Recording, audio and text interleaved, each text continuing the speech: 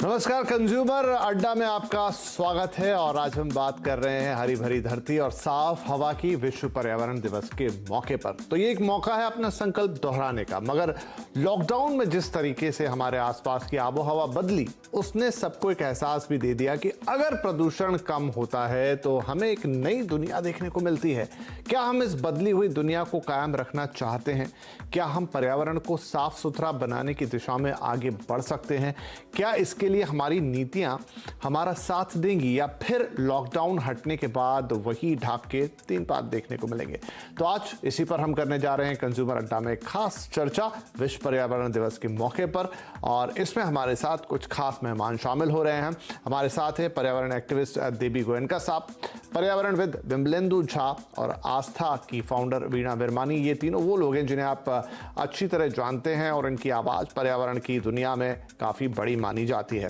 तो चलिए शुरुआत करते हैं। विमलेंदु, आपसे शुरुआत करता हूं। तो सबसे पहले तो हम उसी चीज को समझना चाहेंगे। देखिए, लॉकडाउन के दौरान कई तस्वीरें उभरी जिसमें हमने देखा कि नदियों का पानी साफ हो चला है, समुद्र के किनारे साफ हो चले हैं, कहीं मछलियां आ गई हैं, कहीं दूर से पहाड़ दिखने लगे हैं, आसमान भी बेहतर दिखने लगा है पहले से।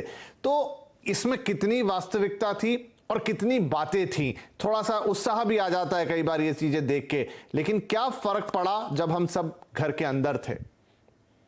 देखिए, जो भी हमने लॉकडाउन के दौरान देखा, जो परिवर्तन देखा, उसमें हो सकता है कि कुछ चीजें लोगों ने ऐसे ही पोस्ट किया हो, लेकिन उसमें अगर हम ना जाएं तो देखें, अगर हम आप सारे अपने दर्शकों से पूछेंगे कि क्या उनके अपने घर से उनका आसमान साफ था, तो हाँ था। क्या हमारी नदियां, हमारे हमारे पंछियां वो ज्यादा थे हमारे आसपास? हाँ हाँ, ज्यादा थे। तो एक परिवर्तन तो जरूर आया पिछले 60 दिनों में लॉकडाउन के दौरान। लेकिन वही परिवर्तन जब हम एयर क्वालिटी इंडेक्स के बारे में बात करते हैं, जो कि लगभग 40-50 या फिर उससे भी कम हो गया था उस लॉकडाउन के दौरान, पिछले एक हफ्ते में जैसे ही लॉकडाउन खुला है, बहुत सारे इलाकों में हमने देखा कि फिर से स्थिति वैसी की वैसी ही हो गई है। तो एक एक सीख लेने की जो आवश्यकता थी हम सबों को, नागरिकों को, हमारे हमारे नीति बनाने वाले गवर्नमेंट को, या स्टेट गवर्नमेंट हो या सेंट्रल गवर्नमेंट को, तो शायद मुझे लगता है कि उसमें हम कहीं चूक गए हैं कि हमने तो एक अच्छे तरीके से 60 दिन का अनुभव लिया।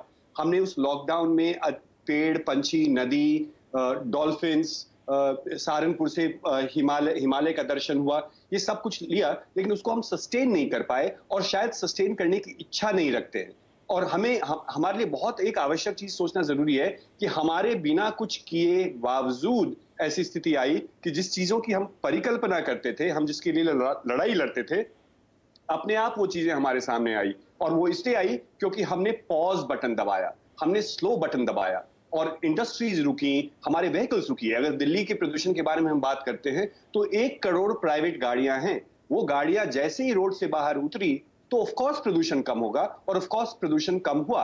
कंस्ट्रक्शन एक्टिविटीज बंद हुई और जिसके कारण प्रदूषण कम हुआ। तो हमारे लिए बहुत बड़ा सवाल विश्व पर्यावरण दिवस के दिन ये है कि जो हमने अनुभव किया है अपने टाइम में, जो कि शायद पिछले 20 साल में हमने अनुभव नहीं किया था, जो इस 60 दिन में हुआ है, उस अनुभव को हम गवा दें या उससे कुछ सीख लें और उससे हम कुछ परिवर्तन लाए पर्यावरण के ऊपर। बहुत अच्छी बात है। और ये अनुभव तो हम कहें जीवन काल का अपना अकेला अनुभव है कि आपने इतनी साफ सुथरी हवा देखी, इतनी बदली हुई परिस्थितियां देखी। देबी गोयनका साहब, क्या माने कि ये जो 60 दिन में हमने देखा, क्या इसको हम एक इंस्पिरेशन बना ले? देखिए, ये तो शायद संभव नहीं होगा कि इस तरह की परिस्थितियां हमेशा बनी रहें, लेकिन अगर इसको एक इंस्पिरेशन बना के थोड़ा इसका प्रचार प्रसार किया जाए, थोड़ा लोगों को एहसास तो ऑलरेडी है, लेकिन इस एहसास को कायम रखा जाए, तो हो सकता है लोगों की पर्यावरण के प्रति जागरूकता बढ़ जाए। देखिए, हम कहते हैं कि ऐसा होगा, इस तरह की चीजें, लेकिन आपने उसके साक्षात दर्शन कर लिए, तो अब बहुत सारे लोग बिलीव करेंगे कि नहीं भाई, अगर थोड़ा जिम्मेदारी से चला जाए तो पर्यावरण को साफ सुथरा रखा जा सकता है। नहीं, बिल्कुल सही बात है। अगर आप देख, आपने पिछले 2 महीने में कहा कि दिल्ली सुधर गई है, मुंबई की भी एयर क्वालिटी बहुत अच्छी हो गई थी, और जैसे बताया गया, सब जो वाइल्ड लाइफ थी यहाँ नहीं रहती थी, वहाँ पे लग गई, वहाँ पे दिखती, वो तो ज्यादा तौर से दिखने लगती। लगता है देवी गोयनका साहब का कनेक्शन में थोड़ा सा प्रॉब्लम है, हम उसे दुरुस्त करने की कोशिश करेंगे, लेकिन तब तक मैं वीणा जी के पास जाता हूं। तो वीणा जी, लगभग वही प्रश्न मेरा, क्योंकि बड़ा इंपॉर्टेंट प्रश्न है। देखिए, इसमें जो मेन चीज है वो ये है कि जब तक आपको किसी चीज का एहसास नहीं होता, जब तक आप जानते नहीं है कि वो चीज क्या है, तब तक आप उसके प्रति जागरूक नहीं रहते। लेकिन इन 2 महीनों में बहुत सारे लोगों ने उस परिवर्तन को देखा, उस ताजी हवा को फील किया, उस नीले आसमान को देखा, उस साफ पानी को देखा, महसूस किया। अगर सीधे नहीं देखा तो कम से कम तस्वीरों में देखा। तो जब आपको पता लग गया कि हाँ ये हो सकता है और ये बड़ा सुंदर है, तो आपको इस मौके का फायदा उठा के इन चीजों को थोड़ा प्रचार प्रसार करके लोगों में उस जागरूकता को और उस जिम्मेदारी को बिल्ड करने की कोशिश करनी चाहिए कि देखिए, अगर आप थोड़ा प्रयास करेंगे तो हो सकता है इतना नहीं, लेकिन इसका आधा भी पा लिया तो हमारे लिए बहुत अच्छा होगा। जी, मेरे को तो ऐसा लगता है कि जैसे पिछले 60 दिन में या 2-2.5 महीने के समय में जितना लॉकडाउन का समय था, मतलब पर्यावरण ने, प्रकृति ने अपने आप को एक तरह से रिपेयर कर लिया है। अब अगर मैं याद करूं, आजकल लगभग 30 साल पहले की बात, तो इस तरह से हवा होती थी, इस तरह से आसमान में तारे दिखा करते थे, और पिछले 30 साल में लगभग वो छुप से गए थे। लेकिन अब जब हम लोग छत पर योग करने भी जाते हैं तो सुबह सुंदर सुंदर पक्षी, एक दिन मैंने देखा कि 2 पीले रंग के बहुत सुंदर पक्षी हमारे छत पे बैठे थे। तो ऐसे लगा था कि कई वर्षों के बाद हमें ये दृश्य देखने को मिला है, जो हमारा ये पर्यावरण का जो एक सब चीज़ें खो सी गई थी। तो हमको ये, जैसे एक आपने बहुत अच्छा एक शब्द यूज़ किया कि पॉज बटन जो एक दब गया, भले ही वो अच्छा नहीं था, लेकिन उससे हमारी प्रकृति रिपेयर हो गई। बिल्कुल इतना आनंददायक हो गया सब कुछ। घर में रहने का जो एक दुख था, वो समझ लो, कभी कभी ऐसा लगता था कि प्रकृति को देखिए कुछ थोड़े देर के लिए सुख अनुभव होता था। तो हमें भी इस पर्यावरण को अपने बचाने के लिए जो 5 जून का हमारा दिन है, हमें छोटे छोटे एफर्ट्स करते रहना चाहिए। क्योंकि मैं अपनी एक आस्था करके सामाजिक संस्था चलाती हूँ, तो हम लोगों को जितने भी, मतलब पर्यावरण से सुरक्षा के लिए जितने भी कदम है, हम लोगों ने लगातार बहुत कार्य किए हैं इसके लिए कि हम अपना पर्यावरण को कैसे सुधार सकें। क्योंकि जिस तरह से पॉल्यूशन बढ़ता चला जा रहा है, प्रकृति में ये बीमारी तो आ जाई है, लेकिन ऐसी कितनी ही बीमारियां ना जाने प्रदूषण की वजह से हमारे अंदर फैलती चली जाएंगी, जिसका हमें अंदाजा भी नहीं हो रहा अभी। जी ठीक है, हम लोग नहीं सही कह रही हैं आप बात की, वो मैं इसीलिए मैंने ये कहा कि हाँ, क्या हम इस मौके का फायदा उठा सकते हैं और लोगों को थोड़ा इस समय अगर बोलेंगे तो शायद लोगों की बात समझ में आएगी। विमलेंदु साहब, ये तो शायद संभव नहीं हो कि इस तरीके से, जैसे अभी हम 2 महीने के लिए रुक गए थे, ऐसा मौका आए दोबारा, और आना भी नहीं चाहिए क्योंकि इसके अपने बहुत सारे नुकसान भी हैं। लेकिन क्या आपको लगता है कि 2 महीना ना सही, लेकिन 2 दिन ऐसा कभी साल में या कभी जो भी एक कार्यक्रम बना लिया जाए और इस तरह का पॉज देने की कोशिश की जाए, तो हम अपनी इस सुंदर प्रकृति को, उसका स्वरूप जो होना चाहिए, वो काफी हद तक लौटा सकते हैं? क्या ऐसा संभव है? नहीं, देखिए, पॉज देने से या लॉकडाउन एक सोल्यूशन पर्यावरण के परिवर्तन का नहीं है। एक तो संभव नहीं है, और साथ ही ये हुआ कि हम 363 दिन हमें जो करना हो, जितनी भी लूट मचानी हो, जितना भी प्लंडरिंग करना हो, जितने भी खराब काम करने हो, वो हम सब कुछ करेंगे और 2 दिन के लिए रुक जाएंगे। तो ये इसमें वैल्यू नहीं है, ये एक सोल्यूशन नहीं है, एक सस्टेनेबल सोल्यूशन नहीं है। सस्टेनेबल सोल्यूशन है कि हम 365 दिन अपने जीवन शैली में, अपनी नीतियों में, अपनी कार्यशैली में हम क्या परिवर्तन लाते हैं। क्योंकि अगर आप देखें तो नदियां क्यों साफ हुई? नदियां इसलिए साफ हुई क्योंकि इंडस्ट्रीज जिनको पोल्यूट नहीं करना था, उनके पास एनवायरमेंटल क्लियरेंस है।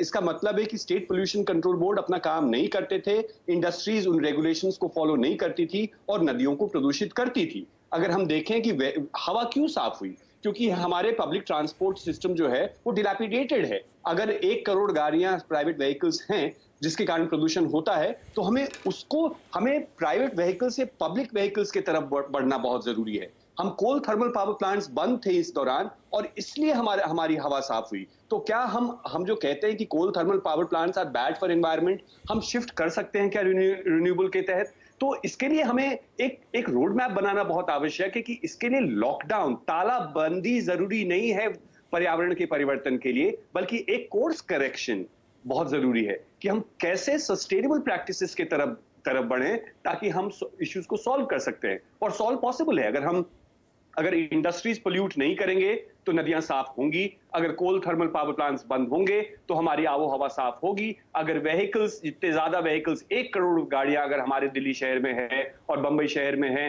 अगर वो कम होंगे तो हवा हमारी साफ होगी। और वो सब संभव है अगर हम सही नीतियों का निर्माण करते हैं और अपने लाइफस्टाइल में परिवर्तन लाते हैं। और उसके लिए हमें लॉकडाउन की आवश्यकता नहीं है कि अगर 5,000 ही सिर्फ बस है दिल्ली के अंदर, वो अगर 15,000 बस हो जाए, एंड टू एंड कनेक्टिविटी हो जाए, एक्सेस और सेफ्टी हो जाए, तो लोग पब्लिक ट्रांसपोर्ट का इस्तेमाल करेंगे और पब्लिक ट्रांसपोर्ट से अपने आप हवा साफ होगी। तो हमें इसके लिए एक्सट्रीम स्टेप, एक्सट्रीम मेजर्स की आवश्यकता नहीं है। थोड़ा सोच, थोड़ा विचार और थोड़ा नहीं, ये आप बहुत अच्छी बात कह रहे हैं विमलेंदु, लेकिन मैं देवी जी के पास आता हूं। देवी जी, विमलेंदु बहुत बढ़िया सॉल्यूशन दे रहे हैं, लेकिन ये ऐसा नहीं कि सॉल्यूशन हमसे छुपा हुआ था। अब होता यह है कि बहुत सारी चीजों को प्रैक्टिस में लाना, सिस्टम में लाना और इंप्लीमेंट करना, और किस तरह की परिस्थितियों में आप हैं, किस तरह के आपके लोग हैं, किस तरह की आपकी जनता है, किस तरह की आपकी नीतियां, मतलब एक्स नंबर ऑफ फैक्टर्स उस पर काम करते हैं। तो क्या हमारे देश में हम इस तरह की आइडियल व्यवस्था ला सकते हैं? क्योंकि आप कोशिश यही जानने की हो रही कि आखिर हम ऐसा क्या करें। ये तो हमें एक झलक मिल गई इत्तेफाक से इस लॉकडाउन के दौरान, लेकिन जो विमलेंदु भी जो बता रहे हैं, क्या हम वो अपने देश में कर सकते हैं जिस तरह का पूरा स्ट्रक्चर हम लेके बैठे हैं? नहीं, एक्चुअली मेरे ख्याल में मोस्ट इम्पोर्टेंट थिंग इज हमारी देश की प्रायोरिटी क्या है। अगर हम हर बार सोचेंगे कि GDP is the most important thing और जीडीपी का मंत्र जपते रहेंगे, तो ये बिजनेस ऑफ यूजुअल मॉडल वही जो 3 महीने पहले था वो वापस शुरू हो जाएगा। बट अगर हम सोचेंगे कि ये जो 2 महीने में हमने देखा है, साफ हवा, साफ पानी, बायोडाइवर्सिटी बढ़ रही है वगैरह, अगर वो मॉडल को हम अडॉप्ट करना चाहते हैं तो ये जीडीपी का मंत्र छोड़ के हमें दूसरी चीज़ों का भी सोचना पड़ेगा कि साफ हवा की वैल्यू क्या है, साफ पानी की वैल्यू क्या है, बायोडाइवर्सिटी की वैल्यू क्या है। और कोरोना वायरस जो जिसकी वजह से लॉकडाउन हुआ, जिसकी वजह से इतने सारे लोग मर चुके हैं, जिसकी वजह से इतने लोग बीमार हैं, वो किस वजह से क्रिएट हुआ, वो भी उसका कारण है बायोडाइवर्सिटी डिस्ट्रक्शन। तो ये चीज हमें समझना चाहिए कि जब तक हम फॉरेस्ट एनवायरनमेंट और को प्रोटेक्ट नहीं करेंगे, अगर हमारा यही लक्ष्य होगा कि ज़्यादा इंडस्ट्री चाहिए, ज़्यादा ऑटोमोबाइल चाहिए, ज़्यादा ये कमर्शियल एंटरप्राइजेस चाहिए, तो मुझे नहीं लगता है कि आगे भी कुछ फर्क होने वाला है। बट अगर हम सोचेंगे कि जो हम एक शब्द यूज करते हैं, natural resource accounting, what is the value of forest, what is the value of a natural environment. अगर जैसे एक फाइनेंशियल बजट बनता है, एक नेचुरल रिसोर्स अकाउंटिंग का भी एक बजट बने और ये फाइनेंशियल बजट में इनकॉर्पोरेट किया जाए, तो हमें पता चलेगा कि ये कितना इम्पोर्टेंट सब्जेक्ट है और इसको इतना ज़्यादा प्रायोरिटी देना चाहिए। एक वर्ल्ड बैंक की रिपोर्ट आई थी 4-5 साल पहले, और उसमें वर्ल्ड बैंक ने कहा था कि अगर आप नेचुरल रिसोर्स अकाउंटिंग के मुताबिक चलें तो मुंबई, तो भारत का जो भी जीडीपी रेट है, whether it is 8%, whether it is 10%, अगर आप नेचुरल कैपिटल उसमें वो फिगर उसमें डालें फाइनेंशियल बजट में, तो अपना जीडीपी ग्रोथ 3% कम हो जाता है नेचुरल रिसोर्स डिस्ट्रॉय करने की वजह से। तो मुझे लगता है कि ये बहुत इम्पोर्टेंट डिसीजन देना पड़ेगा भारत सरकार को कि along with financial budget we have to look at a natural resources and we have to value. ठीक है, तो नेचुरल रिसोर्सिंग के लिए आप अलग से कुछ प्रावधान कीजिए, एक बेहतरीन सुझाव हो सकता है। विमलेंदु, एक सवाल मैं और यहां पर लेके आना चाहता हूं कि जैसे देवी गोयनका साहब ने कहा कि क्या हमें इंडस्ट्रीज चाहिए, क्या हमें बड़ी बड़ी फैक्ट्रियां चाहिए, शायद इसका एक जवाब हाँ भी होगा, क्योंकि चाहिए, हम अभी आगे बढ़ रहे हैं, लेकिन किस कीमत पर वो डिसाइड करना होगा। अगर हम थोड़ा इतिहास में पीछे जाएं तो the great smog of London 1952, जो बहुत लोगों की जान गई, 5 दिन तक चला, और उसके बाद एक कड़ा कानून आया इंग्लैंड के अंदर जिसके तहत उन्होंने अपने पर्यावरण पर ध्यान देना शुरू किया। ये वही वक्त है जिस समय इंग्लैंड इंडस्ट्रियलाइजेशन से गुजर रहा था, लगभग वैसी स्थिति हमारी है, थोड़ी कम ज्यादा आप मान लीजिए। तो क्या हम भी अपने इंडस्ट्रियलाइजेशन को आगे बढ़ाएं, लेकिन साथ में ऐसे कड़े कानून बनाएं जिसकी वजह से जो बैलेंस हम करने की बात कर रहे हैं वो स्थापित हो, प्रगति भी हो और पर्यावरण भी हो। हेल्थ एक डिलैपिडेटेड सिचुएशन में भारतवर्ष में है। अगर आप ये ग्रेट स्मॉग के बारे में बात कर रहे हैं, हमारे देश में कम से कम 10 बार ऐसे ग्रेट स्मॉग आ चुके हैं। कोई भी ऐसा देश नहीं है पूरे विश्व में जब एयर क्वालिटी इंडेक्स 999 एक नॉर्मल हो। हर साल 999 के ऊपर हम जाते हैं। 300 एयर क्वालिटी इंडेक्स में शहरें बंद हो जाती हैं हमारे यहाँ, तो हमारा सरकारी तंत्र तो एक कुछ बोलता भी नहीं है। आपने देखा पिछले 3 सालों से दिल्ली की क्या स्थिति हुई है, ग्रेट स्मॉग से ग्रेटेस्ट स्मॉग पहुंचा, लेकिन कितने पैसे आवंटित किए गए, क्या बदलाव लाया गया फंडामेंटल लेवल पे? हम अक्टूबर टू अक्टूबर जीते हैं कि जब स्मॉग आता है तो हम कहते हैं कि हम कुछ करेंगे और इसके बाद हम सो जाते हैं। तो जब तक पब्लिक हेल्थ और पब्लिक एनवायरनमेंट को पब्लिक इकोनॉमी के साथ नहीं जोड़ा जाएगा, क्योंकि आप मॉर्बिडिटी और मोर्टेलिटी के साथ वो कीमत चुका रहे हैं। अगर 15 लाख लोग हर साल भारतवर्ष में एयर पोल्यूशन से मर रहे हैं, तो इसका इंपैक्ट तो इकोनॉमी के ऊपर पड़ता ही है और उसके बारे में सोच रखना सरकार की जिम्मेदारी है। तो कोरोना में अगर 5000 लोग मरे तो हमने लॉकडाउन कर दिया, और एयर पोल्यूशन से 15 लाख लोग हर साल मरते हैं, इसके बारे में हम विचार भी नहीं करते हैं, पार्लियामेंट डिस्कस भी नहीं करती है। पहली बार अब इस साल जो है, पिछले साल पार्लियामेंट ने एक लोकसभा में डिस्कस किया और हमारे मंत्री उस डिस्कशन से भी गायब थे। इस लॉकडाउन के दौरान हम और आप एक परिकल्पना कर रहे हैं अच्छे पर्यावरण की।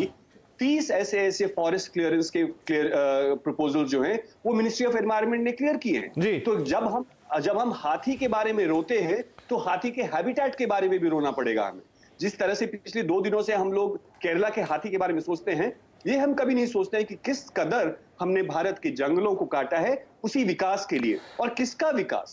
अगर हमारे पास हॉस्पिटल्स नहीं हैं, सांस लेने के लिए स्वच्छ हवा नहीं है, स्वच्छ पानी नहीं है और अस्पताल में बिस्तर नहीं है, तो एक ढकोसला हमने खड़ा करके रखा है विकास के नाम पे, जिससे चंद लोगों का सिर्फ फायदा। नहीं, ठीक है आपकी बात विमलेंदु। तो अब ये है कि वो स्थिति अचीव करने के लिए करना क्या होगा? क्या जनता को अवेयर होके वो दबाव बनाना पड़ेगा ताकि सरकारें या जो भी एडमिनिस्ट्रेशंस हैं वो सोचे कि नहीं ये करना ही पड़ेगा और प्राथमिकता के साथ करना पड़ेगा, या फिर एडमिनिस्ट्रेशन के लेवल पर, सरकारों के लेवल पर अब ये अलार्म बजना चाहिए कि यहां से अगर ये नहीं किया तो फिर तो और लचर हालात हो जाएंगे? सॉल्यूशन क्या है? या फिर हमारी आर्थिक स्थितियां कि क्या हम वो करने की स्थिति में हैं या नहीं हैं? तो ये सारे बड़े अहम सवाल होंगे। एक छोटा सा ब्रेक लेना होगा सर, एक ब्रेक लेता हूं, उसके बाद एक्चुअल सॉल्यूशन, प्रैक्टिकल सॉल्यूशन कि हम क्या कर सकते हैं, कहां अटके हुए हैं, क्या सिर्फ ये हमारा अटकना है या हम वाकई इसके लायक नहीं है या हमारा सामर्थ्य नहीं है? चर्चा जारी रहेगी छोटे से ब्रेक के बाद।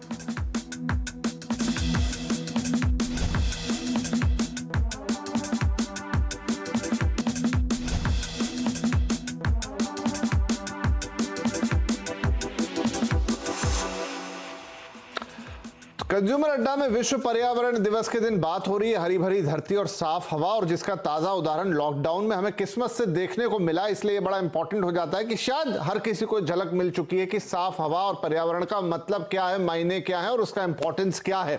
तो वीणा जी, एक जो सवाल विमलेंदु ने उठाया और इनफैक्ट देवी गोयनका ने भी उठाया कि बहुत कुछ करना जरूरी है वरना स्थिति बहुत खराब हो जाएगी। अब यह है कि करें तो कैसे करें? तो मुझे थोड़ा जनता वाला साइड बताइए, क्योंकि आप लोगों से बातचीत करती है। क्या भारत देश की जनता भी उस हद तक इस मामले में सेंसिटिव है कि हाँ, मेरा पर्यावरण है और इसको साफ रखने की जिम्मेदारी है मेरी भी, और मैं दबाव बनाऊंगा सरकार पर कि आप भी साफ रखो?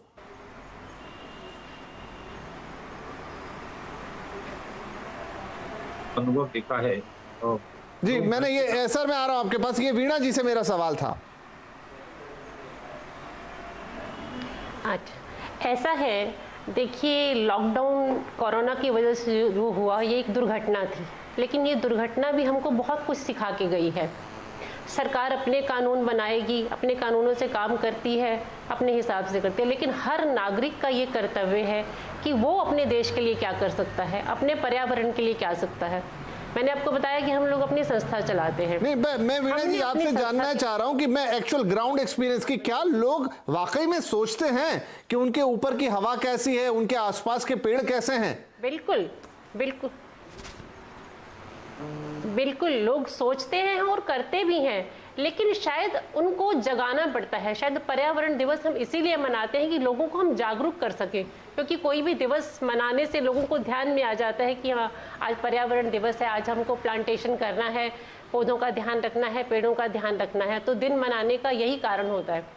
जो मैं आपको बताना चाहती हूँ कि सरकारों का काम है कानून बनाना, वो कानून के हिसाब से काम करती हैं, लेकिन हम लोग बीइंग जो सिटीजन हैं, हम लोग जो कार्य करते हैं, मैंने आपको बताया कि हम लोगों ने अपनी संस्था के माध्यम से जब माननीय प्रधानमंत्री जी ने आह्वान किया कि सिंगल यूज प्लास्टिक को बंद किया जाए, क्योंकि हमारा पर्यावरण अशुद्ध होता है। आज जो प्लास्टिक, हम इसको समझते हैं कि ये एक सभ्य समाज की निशानी है कि हम लोग बहुत साफ सुथरे हैं और एक बाजार जाते हैं और प्लास्टिक की पन्नी में सामान खरीद के लाते हैं। तो हम लोगों ने कपड़े का थैला बनाया। मैंने खुद एक स्लोगन लिखा, धरा को मत करो विशैला, प्रयोग करो कपड़े का थैला। हम लोगों ने लोगों से अपील की कि आप अपने घर की पुरानी चादरें, कपड़े जो भी है, सोफे के कपड़े धो के हमें दे दो, हम थैले बनाएंगे। हमने कम से कम 10,000 थैले बनाकर कपड़े के इस तरह से डिस्ट्रीब्यूट किए। तो हम सोचते हैं कि अगर 10,000 कपड़े के थैले बने तो उसकी एवज में कम से कम 50,000 या 1 लाख थैली तो बच गई होगी, जो हमने अपने पर्यावरण को बचाया। नहीं, बहुत अच्छा है वीणा जी, ये बहुत अच्छा है, लेकिन यहाँ पर दिक्कत ये है कि क्या कह रहे थे, इतने प्रयास काफी होंगे? अब मेरे पास समय थोड़ा कम रह गया। देवी गोयनका साहब, ये अच्छी बात है जो वीणा जी ने कहा, बढ़िया उदाहरण इन्होंने दिया, और ऐसे प्रयास देश में बहुत सारे होते भी होंगे, लेकिन असली मुद्दा ये कि क्या वो पर्याप्त है इतने बड़े देश की आबो हवा को साफ करने के लिए? हम अटक कहाँ रहे हैं? नहीं, तो जैसे हमने लॉकडाउन में देखा है, पिछले 2 महीने से मेरे ऑफिस की स्टाफ घर से काम कर रही है, और मुंबई में एक्चुअली मंडे से लॉकडाउन उठा रहे हैं, और उन्होंने बोला कि प्राइवेट ऑफिस भी अलाउ कर सकते हैं। पर मैंने डिसीजन लिया है कि मेरे ऑफिस में लोग आएंगे ही नहीं, मिनिमम स्टाफ रहेगा, जिसकी एकदम जरूरी है। मे बी 10% स्टाफ एक्चुअली मौजूद होगा ऑफिस में, and 90% of the staff will work from home. तो इस पे जो ट्रांसपोर्टेशन सिस्टम पे जो लोड होता है पब्लिक का, वो ऑटोमेटिकली कम हो जाएगा। और जैसे आपको पहले बताया गया था, पब्लिक ट्रांसपोर्टेशन को एनकरेज करना बहुत ही जरूरी है। बट प्रॉब्लम ऐसे है कि मुंबई शहर में सबअर्बन ट्रेन नेटवर्क में ये जो सोशल डिस्टेंसिंग का नॉर्म जो अभी मजबूर है कोरोना वायरस की वजह से, वो इम्पॉसिबल है, वो हो ही नहीं सकता है मुंबई के सबअर्बन ट्रेन सिस्टम में।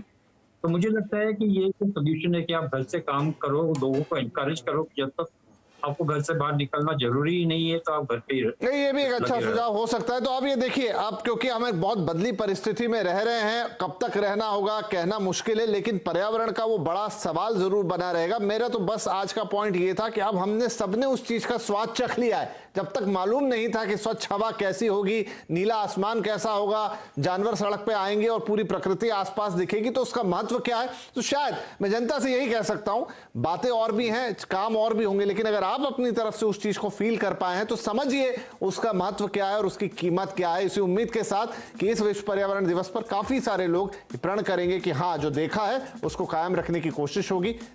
इसी उम्मीद के साथ आप सभी लोगों का शुक्रिया अदा करूंगा। नमस्कार।